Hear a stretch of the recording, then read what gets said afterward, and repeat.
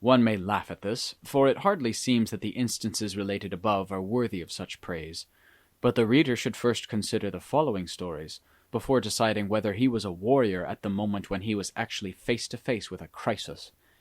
I think the reader may therefore learn to admire the courage of this Acharya in the following stories. Encounters with various tigers. At one time the Acharya was staying in a cave.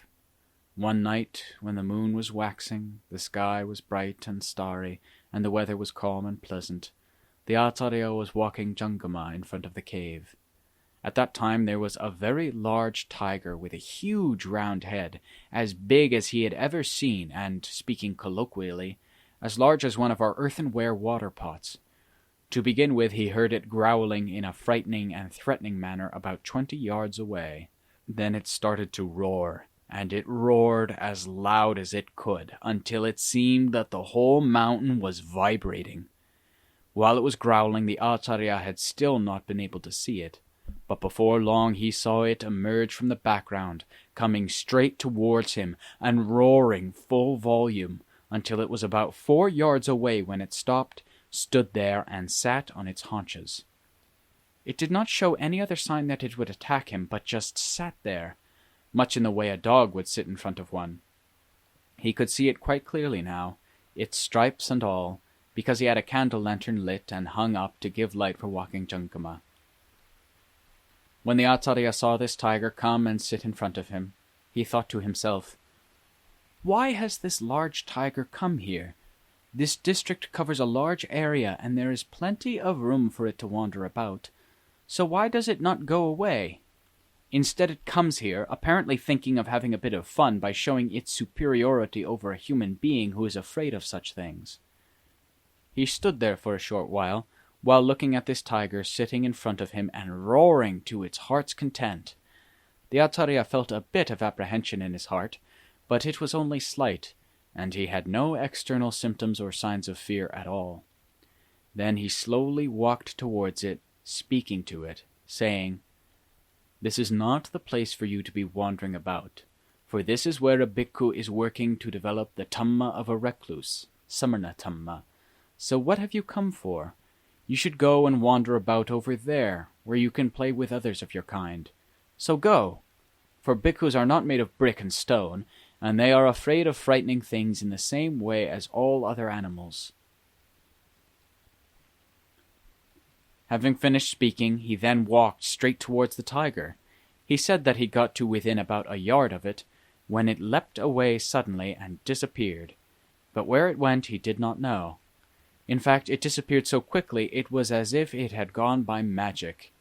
He looked for it all around, but could see no trace of it, which surprised him, and he wondered about it for the rest of his life, because it could not have disappeared so quickly.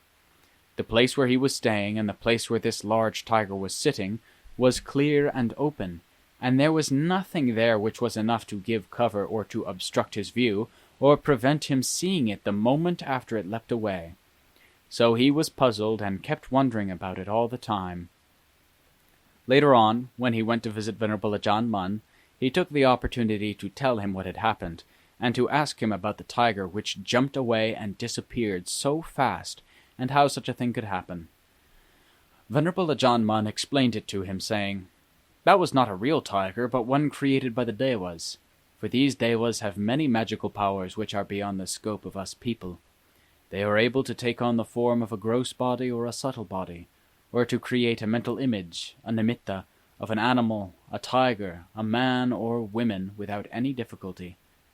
Sometimes when they come to visit me, they come in various different forms, and sometimes the same Deva will come in different forms on different occasions. That tiger which came to visit you, if it had been a real tiger, coming up in front of a person like that, one must assume that it had the intention to eat the person for certain, even though it knew that man is held in awe by all animals, including tigers.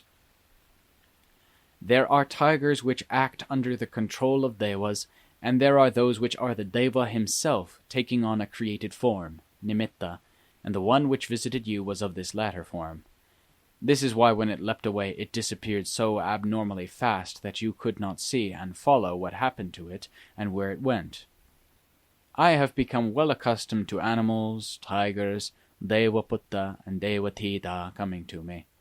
For when one goes to live in the hills and forests alone, one goes for the sake of Dhamma, and because the Dhamma is very powerful, all animals have respect and love for it, and so the heart which has Dhamma in it will also be powerful. But the power of Dhamma is not like worldly power, which always waits for a chance to become aggressive, and those who are threatened by it are truly afraid while it threatens them. But their hearts don't want to submit to the threat of this worldly power, and as soon as there is a chance they begin to take revenge on it, and we can see this happening in the world quite often. Therefore, when only worldly power is used, there is no Dhamma in it to back it up, and the world finds great difficulty in maintaining peace and calm. So the Lord taught that the world should be governed by Dhamma, and people should govern each other by the way of Dhamma, by relying upon what is right, good, and appropriate as the authority, and not by taking emotional preferences and conceited opinions as the authority. Dhamma has no form or substance which we can see with our physical eyes, but Dhamma is that nature which is most subtle and recondite, and beyond all comparisons with any relative conventions. However subtle the heart, the citta, is, Dhamma is equally subtle, and the heart is the abode of all Dhammas. Apart from the heart, there is nowhere else that is a suitable abode for Dhamma, and therefore Dhamma is not easy to talk about, even though one knows it full well in one's heart. That is, with the exception of those who practice the way and know Dhamma at various levels and stages. That is, with the exception of those who practice the way and know Dhamma at various levels and stages. With them there can be discussion and a good enough mutual understanding. But for those who know Dhamma completely and have realized the full range of the citta and Dhamma, when they discuss Dhamma they understand each other with complete certainty in all aspects and nuances. Questions such as, what is the meaning of Dhamma, or where is it to be found, they already know without having to waste time in explanations. Those who must still depend on asking questions and the answers they receive have not yet attained the qualities of one who knows the field of Dhamma in full measure. This is the nature of the true Dhamma. But if the heart is false, it will produce false Dhamma. And however long one goes on asking questions and receiving answers, one only gets a lot of views and opinions, and a heart full of the conceit of knowledge which can never agree with others. These are only the names and symbols of Dhamma, and in this way one gets only the names and symbols of Dhamma, and nothing of the true Dhamma filters into one's heart. Anybody can learn and memorize the names and symbols of Dhamma because they are things which anybody should be able to memorize. But the important thing is the true Dhamma, whose name and symbol one has naturally in oneself, without having to learn it by repetition and memorizing.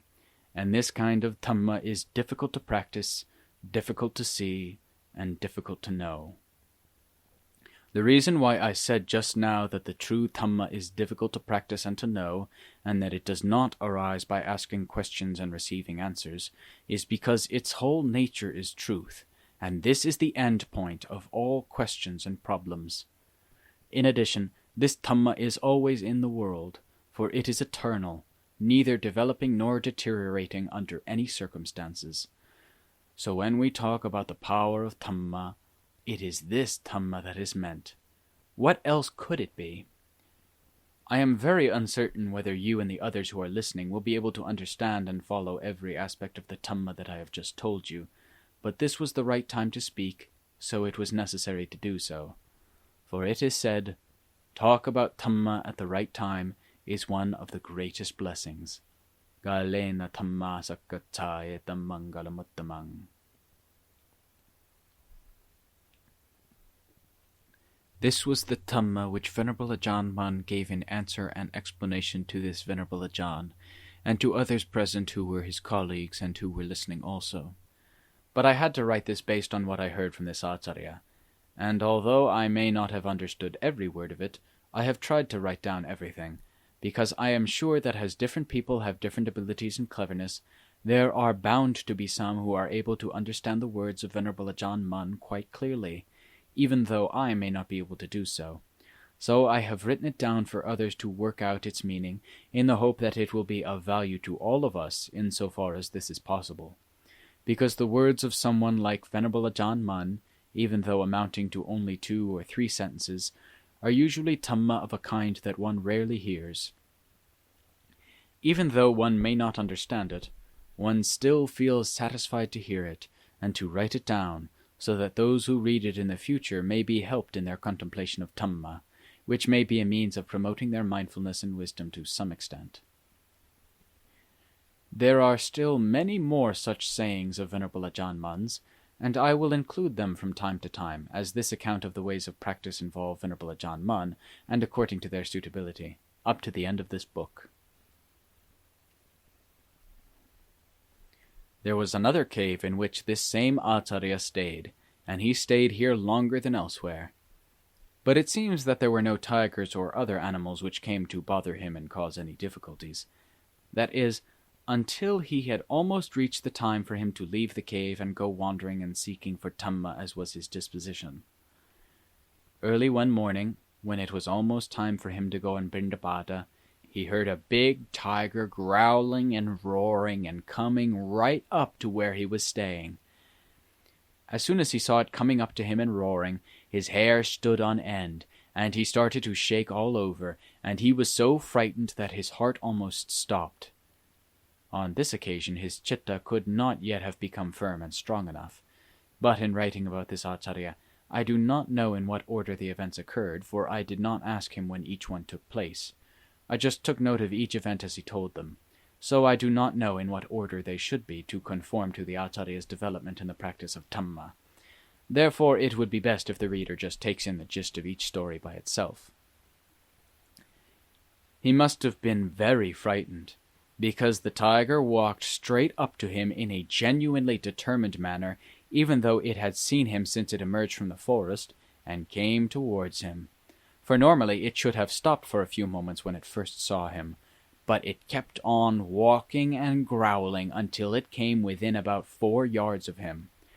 Then it stopped and sat down like a domesticated dog and looked straight at the Acharya, staring without blinking, but it did not crouch nor make any sign that it would attack him. In fact, its manner was very much like the tiger in the story we wrote about previous to this one.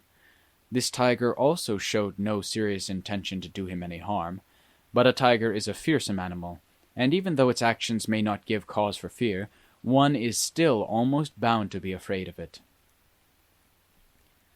When the Acharya saw the tiger looking at him, he looked straight back at it with fear for a short while.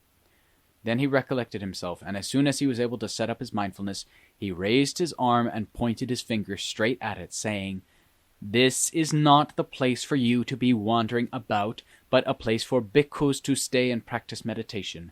Now go away to where there is more forest and more hills than there are here." But it just sat there looking at him without any sign of going away. So the Acharya picked up a stick and pointed it at the tiger, saying, "Go away! There are plenty of hills where you can go wandering about. So don't go on sitting there staring and making a bhikkhu frightened. I am not an animal, not meat. I am not tiger's food like they are. I am a bhikkhu who is possessed of moral behavior, sila, and dhamma. So don't stay here making me afraid, for soon when you die you will fall into the fearful abyss of hell. Don't say I haven't warned you." Then he pointed the stick at the tiger again, saying, "You must go now, for I am very afraid of you. Your eyes are the eyes of a tiger, more sharp and penetrating than anything else, and if you go on looking at me for a long time to make me very frightened so that I die, you are sure to fall into hell." After which he moved from where he had been standing, pointing the stick at the tiger, and strode straight towards it. Immediately it leapt away and disappeared. When it had gone, his own thoughts came up to frighten him some more. What if it should follow me while I go for Paṭipadā? For it was thick jungle all the way. But he never saw the tiger as he thought he would. That day his thoughts were all tainted with fear. He was afraid that it may come again, and during the night he thought of nothing but the tiger coming to get him within the next few moments, until he was unable to develop any concentration at all.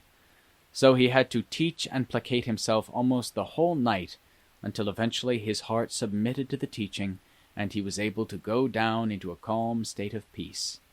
From then on, all his fear disappeared in a state of calm and happiness. After that, he never saw the tiger again for the rest of the time he was there. He said that this tiger was very big and long and truly very frightening.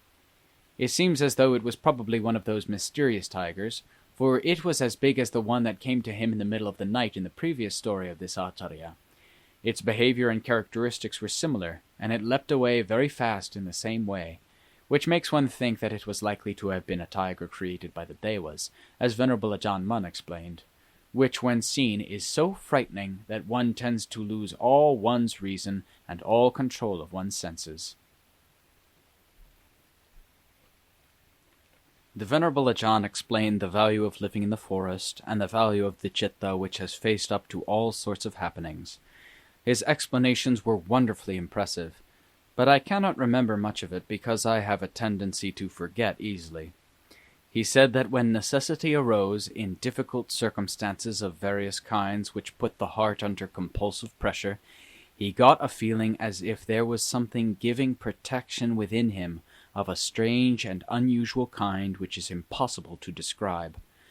Under the pressure of such critical circumstances, the growth and development of the citta took place with ease and very fast, which was very different from the normal way of things.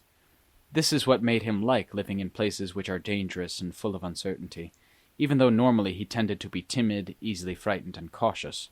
For when he was confronted with these fearful experiences, he felt his heart moving up to a higher level every time they occurred. This happened in the most strange and unexpected way which amazed him, and he actually wanted these fearful experiences to occur frequently, so that his heart may strive to develop itself and grow up more and more by depending on these experiences to assist it. Living in the forests and hills is beneficial in subtle and strange ways, which is hard to convey to others, although the Acharya never had any desire to talk with others about living in such places, because the nature of this kind of living is only suited to people whose characters have a tendency in this direction.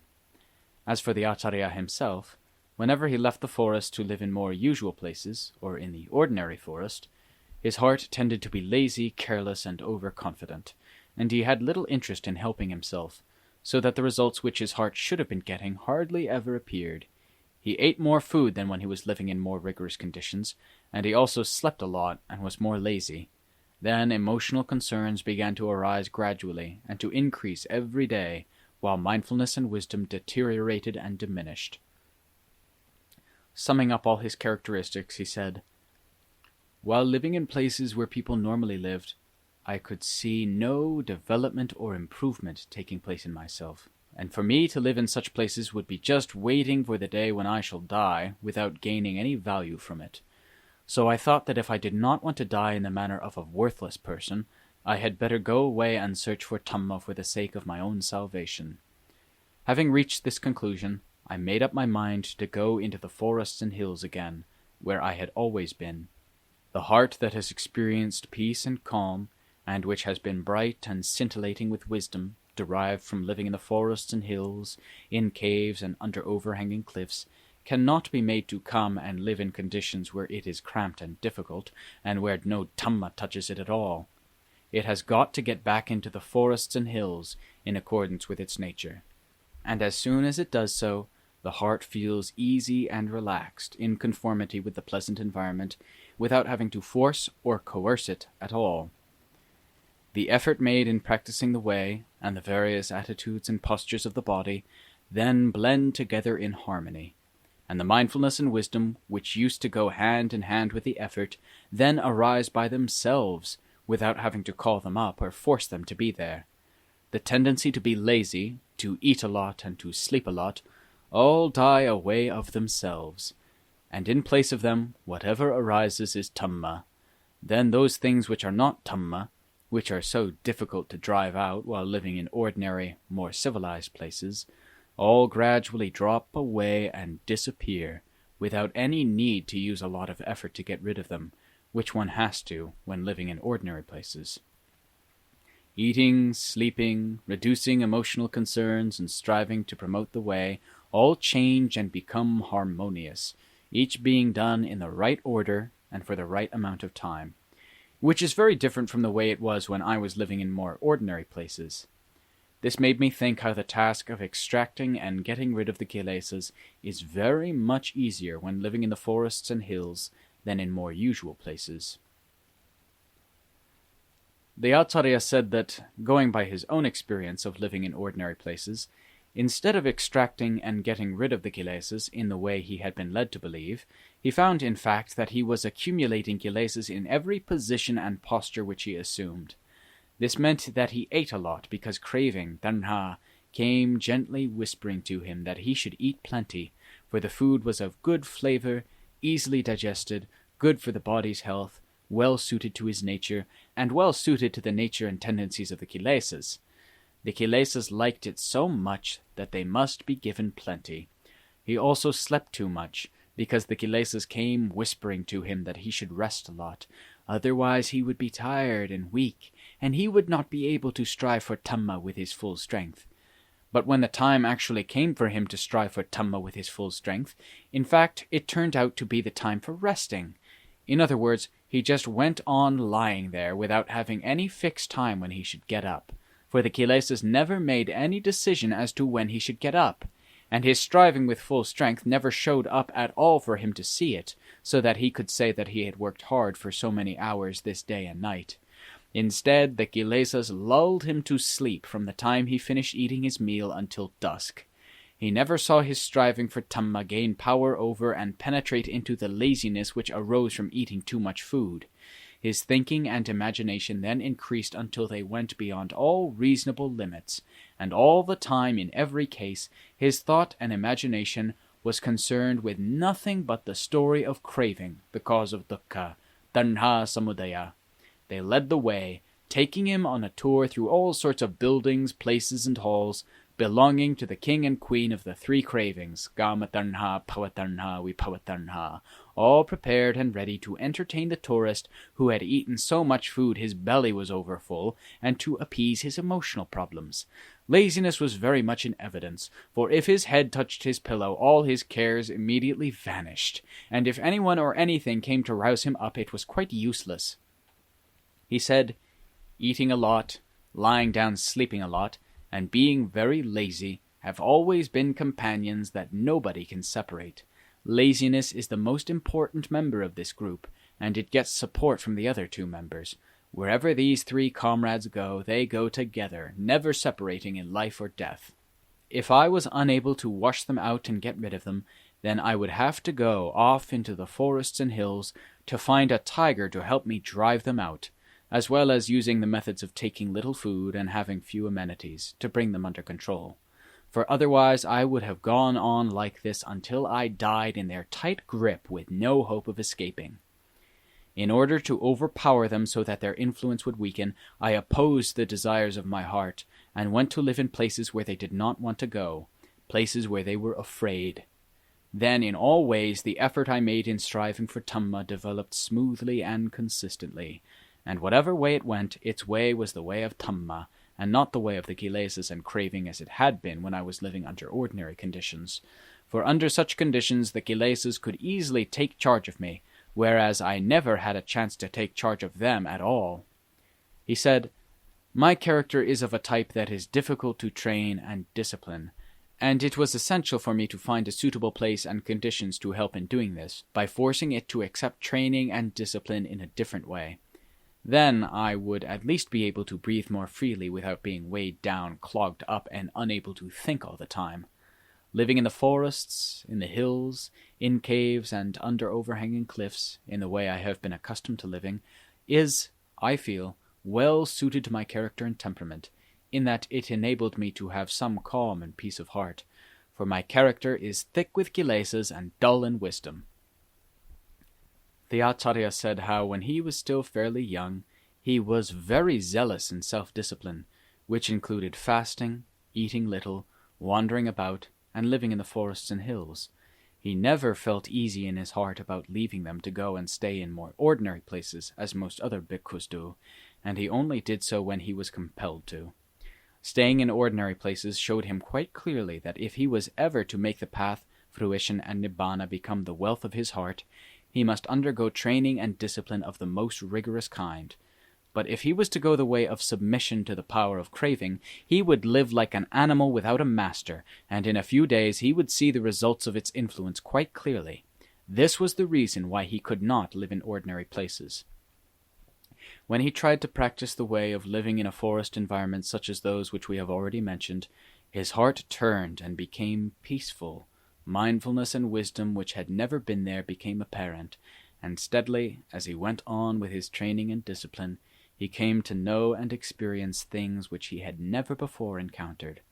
This gave his heart the encouragement which enabled him to fight those obstacles to his development as need arose from time to time, until finally staying in such places brought a deeply felt satisfaction, and he saw how they were the right places to correct those bad characteristics of his, and how they are also places which become the temple of Dhamma, Vimana Dhamma, in the most unexpected way. The Acharya said, "Right up to the present day, my heart has nothing but praises and gratitude for those places in the forests and hills where I lived with ease of heart. I would like to go and live there until they become the place of my grave when I come to the end of my life, for I do not want to die in a place which is all distracted and turbulent. To die in those forests and hills is to die in peace, joyfully in Dhamma, with nothing acting as a disturbance to pull and influence one, for such things are nothing but a distracting nuisance. The heart is then intent on Dhamma alone, with mindfulness and wisdom as its two associates, joyfully searching and examining with thoroughness and circumspection to get to the causes and the results of the Dhamma truth which dwells within the citta. The heart and Dhamma have the most intimate and close association together, so when the time comes that the body and its parts lose their strength and continue to deteriorate until they are abandoned and left to go their own way, in accordance with the truth of what they are, if then one has circumspect mindfulness and wisdom in everything, both inwardly and outwardly, one is oneself entire and complete. Then there is no need to go and pick up and borrow what is called oneself from the conventional relative world, which one puts on and wears to become a man of the world, which is the way of the world everywhere. One can let go of this burden, the khandhas, that one has struggled with and carried about all the time, by relaxing and letting them go their own way quite naturally. One lets the fundamental elements of the khandhas revert to their own natural state, analayo, free from attachment. This is the wealth for whoever can do it, and he will guard his analaya treasure, and whatever his history has been, this will just be the end of it. Why then should he go about searching for things to get involved in any more, when they could only give rise to more trouble and confusion? For the truth is that the kilesas are at an end, for they have all been driven out of the heart, and since that moment all concerns have ceased. This is how this Acharya praised the virtues of living in forests and hills for one who has the same type of character and temperament as himself. He always gained calm and happiness of heart from the forests, right up to the present time, and he never became tired of them. This conforms to the teaching that the Lord Buddha laid down for bhikkhus who have just been ordained. Thus, go out and find a quiet and secluded place in the forest, under the shade of a tree, for instance, where you can strive to practice the way. This Acharya has the faculty of being able to know and see all sorts of things in the realms of the gods which the human eye cannot see. For example, the pretas, ghosts, Devaputta, Devatita, and the Naga kings. His way was very like that of Venerable Ajaan, and whenever the opportunity arose, they would talk Dhamma together about those beings who have subtle Deva bodies. It was wonderful to listen to, and quite absorbing, so that one wanted them to keep on talking for a long time.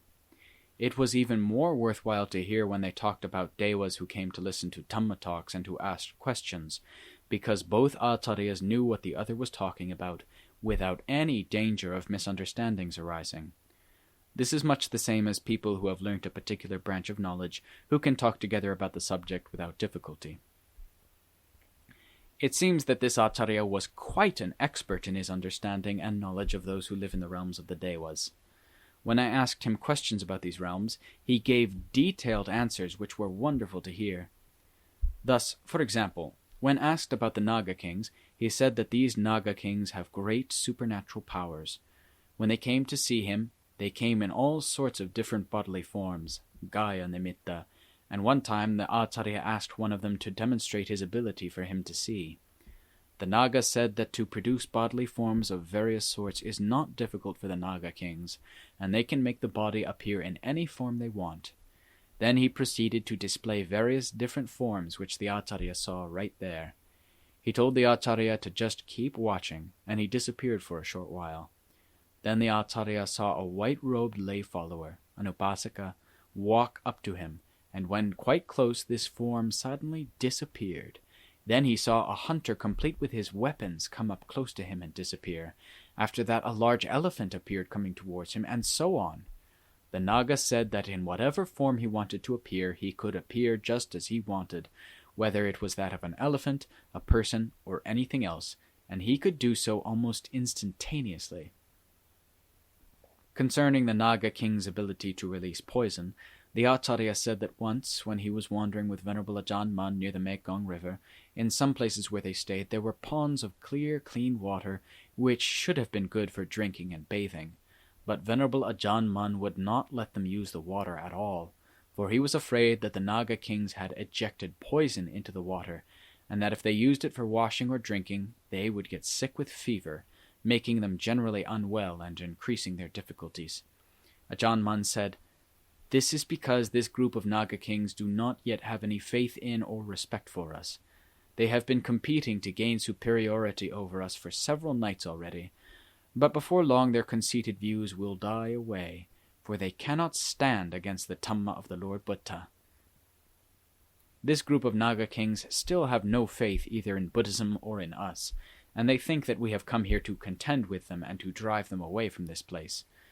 This is why they have reacted by contending with us for several nights, but I am not interested in the way they react, for I have complete certainty that evil is never able to defeat virtue, and this Dhamma teaching, as with all others which the Lord proclaimed from the day of his first teaching to the time of his entering Parinibbana, has never changed or altered, because this is a Dhamma truth, complete and perfect, and it cannot be altered." This acharya knew what it was that Venerable Ajaan Mun was warning them about, because he knew a lot about this group of Nagas, and had also talked with Venerable Ajaan Mun about them. But before long, these Nagas gave way and took the refuges, the sarana, with Venerable Ajaan Mun, and they offered protection for the safety and convenience of the bhikkhus, just as he had predicted. After the Nagas had gained faith, submitted to Venerable Ajaan Mun, and taken the refuges with him, he asked them, saying, "Why did you release poison into the water which is of value to everyone, both people and animals? Were you not afraid of the evil kamma you would make when the water poisoned those who take it? For the Naga kings themselves must bear the responsibility for this evil, and there is absolutely no way to escape from it, this being the law of kamma as it always has been. Because the results of kamma have power beyond that of all the Naga kings everywhere, and if the Naga kings are afraid of evil, afraid of kamma, and afraid of falling to hell, they should go and remove that poison from the water in those ponds and turn it into pure water as it was before. Neither I nor any of the bhikkhus have touched that water so far, because I knew perfectly well that the Naga kings had deliberately put myself and all these bhikkhus into the danger of drinking and using that water." At this point the Naga kings submitted completely, for this was just what they had in fact done. They had not told Venerable Ajaan Mun anything about the poison, but he knew of it from his own internal intuitive knowing, jnana, and they admitted that what he said was true. After this they hurried to draw the poison out of the water in the ponds until there was none left, and then they came back quickly to tell Venerable Ajaan Mun. At the same time they invited him and all the bhikkhus to use the water freely, without any fear of danger. This is how the Naga kings who were conceited and contended for superiority with Venerable Ajaan Mun turned round and submitted themselves to him completely. They also dedicated themselves as his followers, learning the truths of Dhamma from him with enthusiasm and strong faith from then on. As soon as Venerable Ajaan Mun knew that the Nagas had given way and removed all the poison, he told the bhikkhus that they may use the water to drink and to wash in from then on. Venerable Ajaan Mun considered this Acharya to be very precise and thorough in his knowledge of subtle, mysterious things such as the Naga kings, and it is hard to find any of his followers who could equal him. Venerable Ajaan Mun always taught the other bhikkhus how they should behave in relation to those of the Dewa realms. For instance, when they went to stay in some places, almost every day beings of the Dewa realms would come late at night to hear Dhamma from him, when it was quiet and peaceful. He had to point out to the bhikkhus that they should be careful of their behavior, and he told them to lie down and rest in the early part of the night. Once it had become late at night, they should get up and get on with their striving for Dhamma, so that when all the day was come, they will be able to salute and pay homage to us, and to admire the zeal of these bhikkhus, all of whom would be practicing the way and doing their meditation practice when they came to visit us. We should not let them find us in an attitude of sleep, for it is lacking in mindfulness and is likely to give rise to unseemly mannerisms. The Devas often used to complain to Venerable Ajaan Mun about bhikkhus who were asleep and had no manners. But although it may not be possible for one who is asleep to have mindfulness to control his behavior, it is within the ability of the bhikkhus to avoid this by not lying down and sleeping at those times when the Devas usually come. Therefore Venerable Ajaan told them to rest and sleep before the time when the Devas come. The bhikkhus then made an effort to do what Venerable Ajaan had told them, and there were no more complaints from the Devas. As for any of the bhikkhus who had the ability to receive the Deva guests, they would do so in the same way as Venerable Ajaan Mun did. But those who did not have this ability would go on practicing their samadhi meditation when the Devas came.